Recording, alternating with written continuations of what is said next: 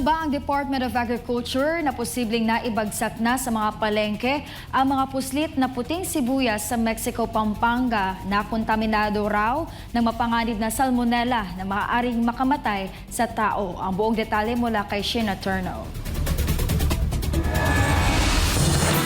Mismong si Agriculture Secretary Francisco Chu Laurel Jr. ang nagbabala sa publiko kaugnay ng panganib na dala ng mga nasabat na puting sibuyas sa Barangay Laog, Mexico, Pampanga. Natuklasan ang 2 container vans na idineklarang may lamang imported frozen products gaya ng chicken karaage strips. Ngunit sa halip na frozen products, tumambad sa mga otoridad ang mahigit 30 metriko toneladang puting sibuyas na tinatayang nagkakahalaga ng 4.1 million pesos na nagmula pa raw sa China.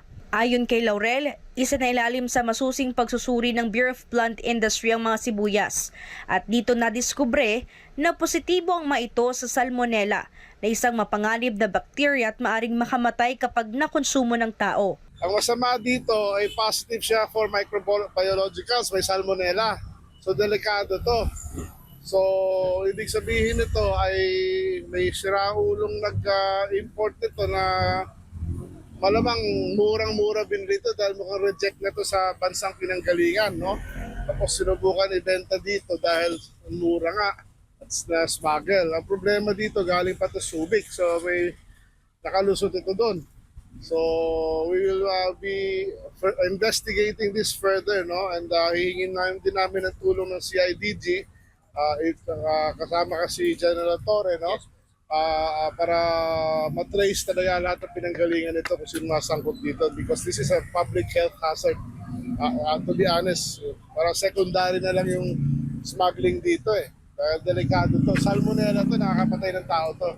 Pangamba ng DA, baka raw na ibagsak na sa mga palengke sa Metro Manila ang mga smuggled na sibuyas, kaya't babala ni Laurel sa mga mamimili maging mapanuri. Yung nasagap namin is dinadala daw po sa Divisoria, tapos other market dito sa Central Luzon. So kung may white onion sa merkado ngayon, ay malamang smuggled yan at kung pwede wag yung bibilin dahil nga mukhang delikado yung quality. So the DA will be going around major public markets. Pag makakita kami ng ganito, malamang i-confiscate namin at iti-testing para makita yung extent ng problema.